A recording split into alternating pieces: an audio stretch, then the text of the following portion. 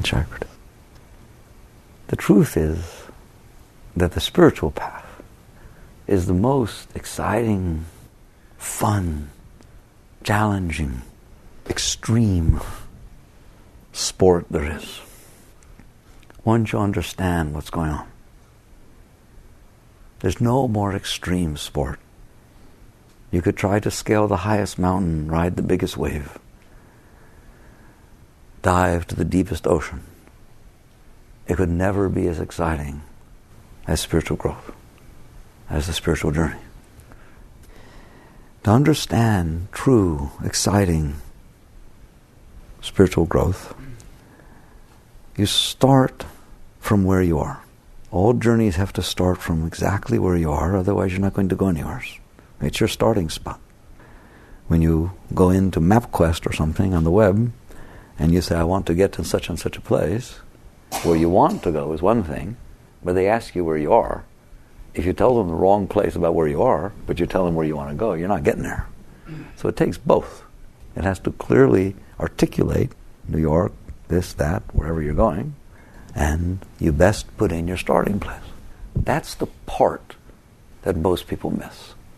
True spiritual growth, which is the cornerstone of self-realization, of enlightenment, of God realization, says, very simple, are you God realized? Do you see and feel the infinite at all times in you and around you? No. Okay, well, since that's where you're going and you don't know about it, let's not describe what the end looks like. How could you know?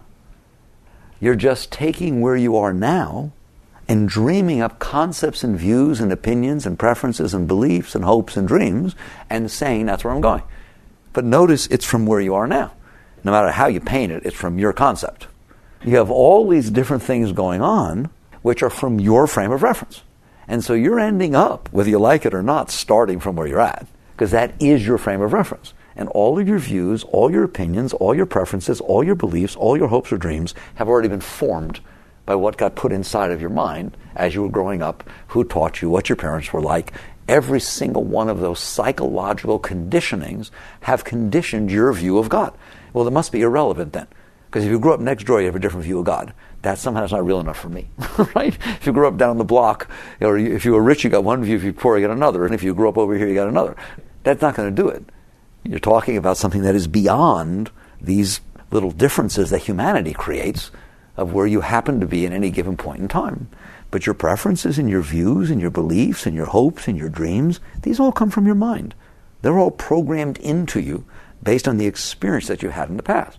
If you think it's not true, you best examine that. Any belief you have, no matter how strongly you believe it, imagine that the things that had happened to you in your life didn't happen. Imagine you grew up somewhere else. Imagine you had different parents. Imagine you went to a different school. Imagine you majored in something different college. Imagine your first boyfriend or girlfriend were totally different, of a different religion, and treated you differently. Would you still have the same beliefs, the same hopes, the same dreams, the same visions that you have now? And the answer is absolutely not. This stuff comes from your mind. In fact, they change over time, don't they? People change their belief structures. People change their hopes, they change their dreams. Based on what? Based on the experiences that they have. So if you have some very, very strong, either traumatic or beautiful experience, you may change. I wanted to be rich and famous and do all that kind of stuff, and I've decided to become a nurse and help people. How'd that happen? Well, I was in a car accident, and I saw this person in need, and I went over and I was able to help them. And it felt so good and so right. It was the first real thing that ever happened to me. So I've changed my major. Some people change their major every quarter based on the different experiences they have. That's showing you what I'm talking about. There's nothing holy about what your hopes are, what your dreams are, what your concepts are, what your views are. They will change based upon your experiences. You get input into the mind. It gets programmed. Based upon all these different inputs, that's what you'll hear it say. It'll say, I like this, I don't like that, I believe in it, I don't believe in that. I believe that all the religions are the same. I don't. I think Christianity is the only way. Where did you get that? I was born with it. No, you weren't. If you had grown up in a Christian church where the guy was very, very liberal and open, right, and sat there and said to you, you know, this is our way, but other people have their way, then you'd be the person that's sitting there saying, you know, that. If you grew up in the other hellfire damnation, there's only one way and that's all there is to it, then you're saying that. Don't think they're your views. They're not your views, are they? Those views were imposed upon you. They were programmed and impressed in your mind. And if you had different ones put in there, you would have different hopes and dreams and beliefs. So the thought of using your thoughts as you exist now to decide what it means to be God realized, to decide where you're going, what your destination is on the spiritual path, is wrong. So it's literally, I told you, it's the opposite. True spiritual path starts with saying, who am I now? Where am I now? I better know the starting place. I better understand myself fully, why I am the way I am, how I am, so I can understand how to grow from where I am. But as far as where I'm growing to or into, at any given point in time, it is where I am now that is going to project where I'm going, and that's not deep enough. That's not good enough. You can't do that. It would like sitting around now thinking about what the person should look like who you're going to fall in love with. Don't do it. If you do it, you may very well miss the person you're going to fall in love with, because you don't have the slightest idea what that's going to be like. You meet somebody, your heart opens, okay, that's who you fell in love with. It doesn't do any good at all to think about it ahead of time. It actually does bad, because you sit there and say, well, he's going to be tall, or she's going to be like this, then somebody's not, you miss them. And you don't always fall in love with who you think you're going to, do you? Right? When the heart goes pop, you fall in love. And so you learn deep spirituality. You will learn you don't think about those things. It's not really about setting a concept out there and then trying to grow into it. It is about something much deeper. It is about starting from where you are. Now, people have trouble with that because people have trouble with where they are. Most people don't want to look at where they are. Most people, believe it or not, don't really like themselves. How does that happen? Why would you ever not like yourself? I doubt there are any dogs or cats that don't like themselves. I mean, we've got to be the only species that learns how to not like themselves. How do you not like yourself? You set up concepts, views, and opinions, and preferences, and beliefs, same as we've been talking about, and you not only use those to think about God, but you use those to judge yourself. You hold a concept up in front of yourself as to this is how it's supposed to be. And then you look and you say, I'm not that way. I'm not supposed to feel fear. I don't want to feel jealousy. I thought I would be done with jealousy. I don't like that. I don't want to not like this person. I don't want to feel attracted to that person. You come up with a million different things where you have these views and opinions and preferences about things, and then you impose those on yourself. Know anything about that? And you end up feeling guilt. And you end up judging yourself. You end up not liking yourself. So if the spiritual path starts with get to know yourself, come to understand yourself, we're in big trouble to start with. Most people would much rather think about a God who they made up and then feel like they're trying to grow into that than to actually look at and begin by accepting where they're at, by accepting where they're starting from. But like I said, if you go to MapQuest and you happen to live in a certain part of town that you don't like and you're embarrassed about it and you want to drive to New York, don't put Nob Hill as a starting place, because your map won't work. You have to start from where you are. So it's getting exciting enough already. Already I told you it's better than climbing Mount Everest, better than diving into the deepest part of the ocean no one's ever been, because that's where you're going. Because even you've never been inside yourself. Most people will not look at themselves. They can't. It's really beautiful. Let's spend a moment. You can't look at yourself. Why? Because you have a way you want to be. It would be as though, and people do it, even your physical self, people have trouble looking at. They don't want to look the way they look. They don't want to look heavy. They don't want to look old. They don't want to have green eyes. They want to have blue eyes. They don't want their hair to be a little bit frizzy. They don't want this. They don't want to have a pimple. They got 8 million things that aren't supposed to be when they look in the mirror. Anybody know anything about that? Now you can't look in the mirror. What happens when you look in the mirror? You get embarrassed. You think it's difficult. Kind of neat. All right? So it's the same situation with looking at your psychological self, with looking at your personal self, looking at your inner self. People would rather not do it. They'd rather stay distracted outside, busy, doing things, than to have to confront what is going on inside themselves. There's just one problem with the spiritual journey. And we'll use Christ's word, we could have used anybody's, because in the end the teachings are all the same, is that the kingdom is within you. That's a true statement. You will not find any spiritual growth outside yourself. There is none. The truth is, spirituality is an inner experience. It's something real. It's something that happens inside of you. All right? It's realer than any experience you ever had. It's realer than when you fell in love with the person that is the love of your life. What happened to you is what happens to you when you come in tune with Spirit. It's more overwhelming than that. It's more life-changing than that. It is a real experience. It is not a belief. No more than I think I love her. You know you love her. You can see it all the time. It changes you constantly inwardly. That is what your spiritual experience is like and will be like and should be like. But it's inside of you. So if you can't deal with or don't want to deal with your starting place, which is what's inside of you now, your fears, your jealousies, your attractions, your repulsions, your insecurities, your everything, all the different, whatever it is, whatever's in there. It's not your fault. No one ever told you that. It's not your fault. It's just how the psyche got made because of all the different experiences that you've had. This person was nice to you, that person dumped on you, this mother did this, the father did that. Just go study psychology. It's Psych 101, for God's sakes. He says, ever since you were born, all these different things happened. And they all made impressions upon your psyche. And now what's happening is your psyche is speaking back.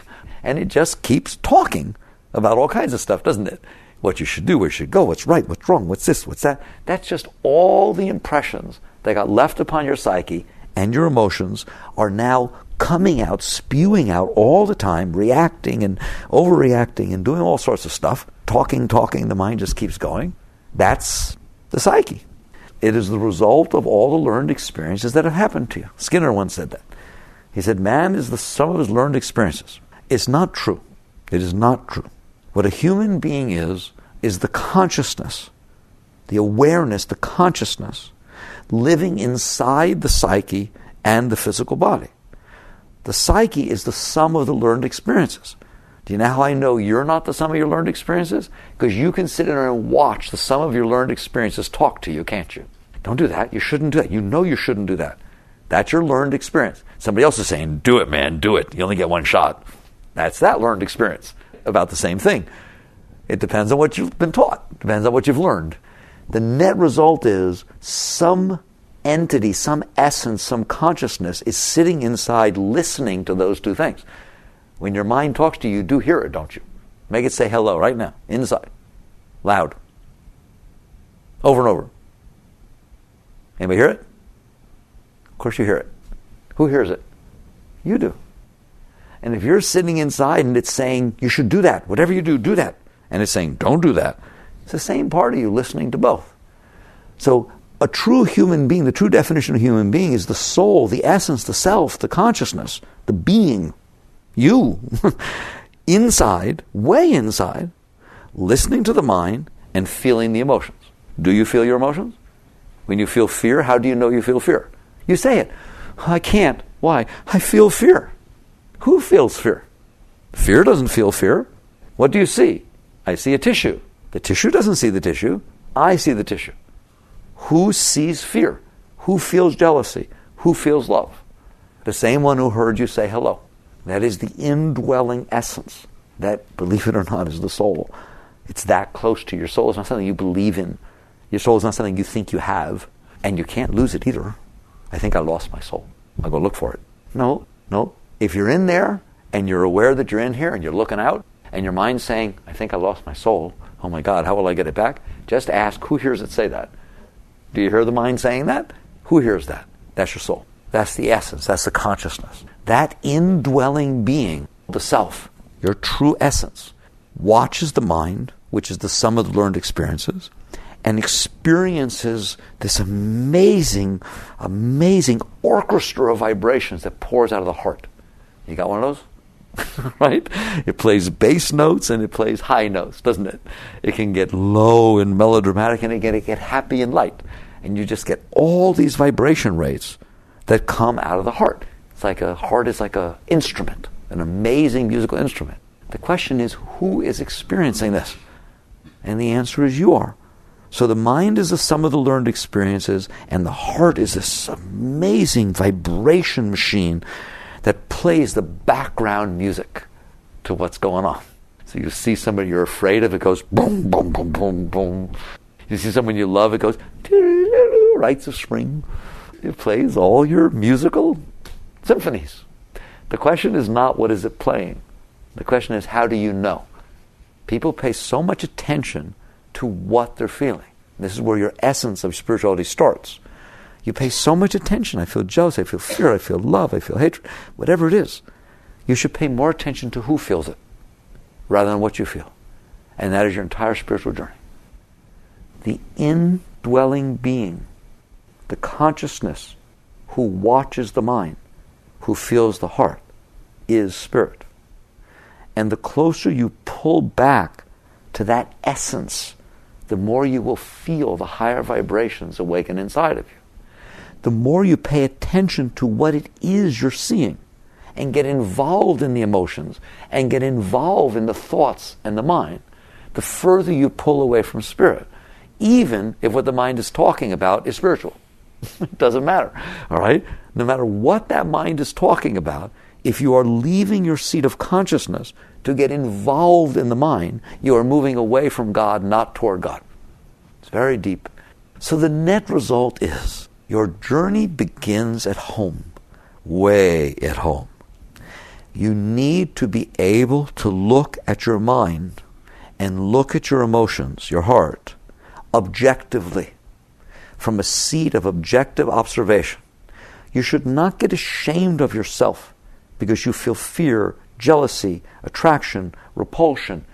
It's not something to get ashamed of. You don't get ashamed when the wind blows. You don't get ashamed when the weather changes. Why? Because you have no control over it. I hope you didn't feel guilty when the winds came up, right, for the hurricane, because it really wasn't your fault. I hope you didn't walk around, I'm so sorry. I'm so sorry. I'm sorry I did that. You didn't do anything, all right? Then why do you own this stuff you're feeling inside so much? I wish I could free you from that. I hope I am. It's not yours to own. It is a result of your learned experiences. It is a result of the programming of all of these different experiences that happen to you. And that's why you feel what you feel. And that's why you think what you think. And if you think bad thoughts about something, then be aware. Just watch them. Oh, here are bad thoughts. They're not mine. They're like the weather. They're like wind. They come and go. Here are good thoughts. They're not mine. I'm just sitting here watching. How about you? Right? You're just sitting here watching these thoughts come and go. They're just driving by like cars. You're just sitting here watching the emotions come and go. That is the seat you have to take for spiritual growth.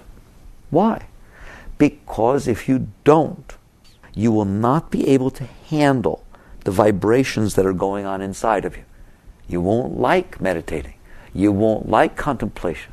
You will not like going inside. You would rather stay outside and stay busy and do this and always do this and always do that and always distract yourself. Ever meet somebody who can't stay still for a second? Always has to be talking, always has to be acting, always has to be doing something. And if for 2 seconds it gets quiet, they're talking. Why? Because they can't settle back inside themselves. The moment the consciousness, the awareness starts to settle inside to what's going on in here, it's too freaky. And therefore they'd rather stay outside and keep active and distracted. Just keep me out here shallow because I can't go inside. It's too much of a mess. You understand that? Spirituality is inside. Until you can pass through your personal self. What does that mean? All this noise that got made by your learned experiences.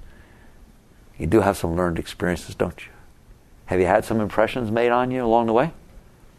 It was Harrison Ford in one of those movies said, it's not the years, it's the mileage. Okay? It's like, you had some experiences, guys, some hurts, some joys, left some impressions on there. Do you notice nowadays when you see certain cars or certain people or hairdos certain ways, it makes you think certain things, right? Makes you come back up, make you feel certain stuff. You got some marks in there? The answer is yes, say yes. How many? Billions. Lots of impressions. Those marks that got left by your experiences in life, programmed inside your psyche, are what are causing all of these disturbances and all of these actions and reactions of your mind and of your emotions inside. They're still there, and they're causing reactiveness in the lake of your inner being. The most natural tendency is to run. You don't want to deal with it. You don't want to feel it. So if you see something that's making you feel it, you run away. If you're feeling you don't want to, you do drugs, you get drunk, you go out and have an affair, you go shopping, you do something. Just get me out of here. Ever done it? Ever feel I don't want to deal with this? And so you get driven outside.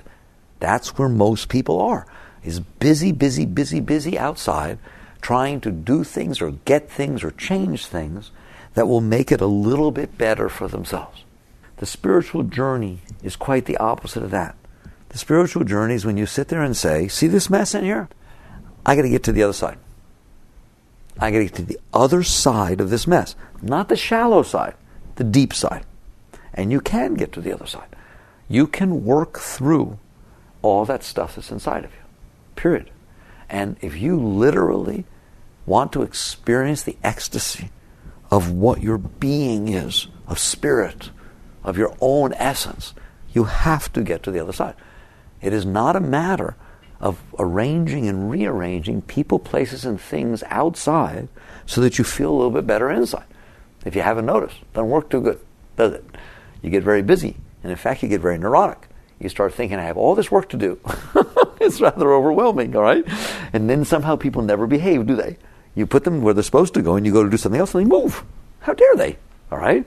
And so you end up having to manipulate and control everything in your life. It gets heavy, doesn't it? Anytime you feel it overwhelming, anytime you feel it scary, anytime you feel it heavy, take a look. Why? Why would it be heavy? The world is just going about its business like it always has. It's just another day. How many days have there been? The sun comes up, the ball spins on the axis. That's all that happened today. Took a little rotation around the axis. But it seemed like all this stuff happened. That is because you're not okay inside, and you're trying to control the world to be a certain way so that you feel better. That's very busy.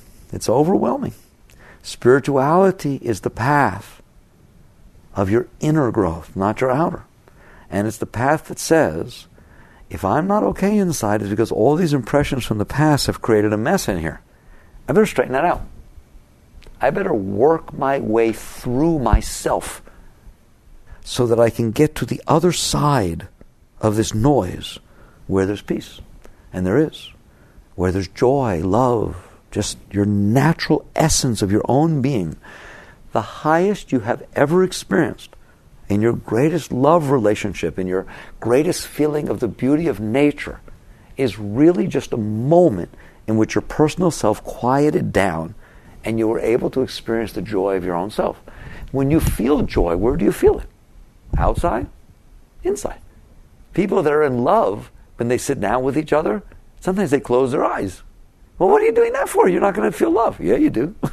It starts flowing inside. You just close your eyes because the love is so overwhelming inside that when you truly feel love, you can't open your eyes, can you?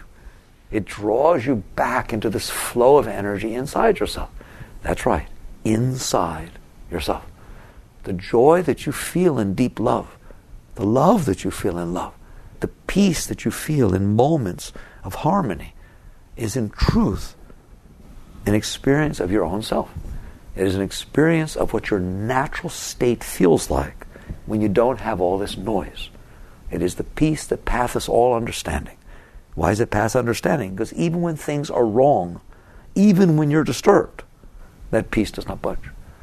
Because you are the one who's watching the disturbance. It doesn't matter how disturbed it gets. If you're watching the disturbance, the question becomes, who are you? Who am I that's watching that disturbance? And what you will realize is you who's watching is the eternal being. It's always there. It's the eye that never sleeps. Even when you're asleep, you watch your dreams, don't you? Who watches your dreams? When you wake up, you say, oh, I had such a dream last night. That sounds like the guy who said, you should have seen who I saw today. It's the same consciousness that watched the dream as the consciousness is looking out through the eyes. It's the same you. There is only one being inside. And eventually you catch on that you are you. You are the eternal self. You are the infinite consciousness that never sleeps. It's always there. But what you're watching is the impressions on the mind and the results of that on your emotions. You must work your way through that. Period.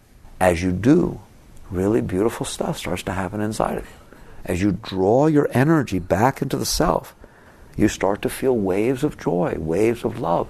You start to feel love for everybody, for everything. Even people that don't like you, you feel love. It's terrible. You can't not love things. If a dog runs up and barks at you, you feel sorry that you disturbed him. You can't help but have compassion and love on every single thing you see. Because inside the essence of your being, you have such a deep harmony and understanding of all of life. Your personal self still makes noise, but you're not identified with it. You're identified with the one who sees your personal self. Let's say you get really, really upset. How do you know you're really, really upset? There's somebody watching that. You should have seen her. She went crazy in there. That dog ran up and started barking. It was fun to watch. She freaked completely. Can you watch her freak? Ever been in there and watch her freak? Ever watch her start to freak? Then ever lose it and come back later? Say, oh, what happened? So that's your consciousness dealing with your personal self. So yoga, in the beginning and the end, is the entire process, the entire journey of deciding I am the conscious indwelling being. When I was 5, I looked in a mirror and saw a 5-year-old. When I was 10, I looked in the mirror and saw a 10-year-old. How about you? When I was 20, I looked in the mirror and saw a 20-year-old. When I'm 70, I'll look in the mirror and see a 70-year-old. There's only one consciousness inside. It has no age. It is looking at something that has an age. It's just looking at the body of a man, looking at the body of a woman, looking at a 5-year-old, looking at a 30-year-old. Contemplate it. And you will see that you who dwells inside are not who you think you are. You are the eternal one. Christ said, my Father and I are one. All right? That's not hard. It is not hard. You pull back behind the mind, behind the emotions, definitely behind the body. How? What does that mean? Look in the mirror and see who's looking rather than what you're looking at. Pay attention. What is the consciousness that sees the object of consciousness? Once you can do that with your body, do it with your mind. Who hears the mind talk? Who's watching this mind talk? Then do it with your heart. When you can do it with your heart, you've gotten somewhere. Does all this stuff, expuge this stuff. Can you watch? Are you aware?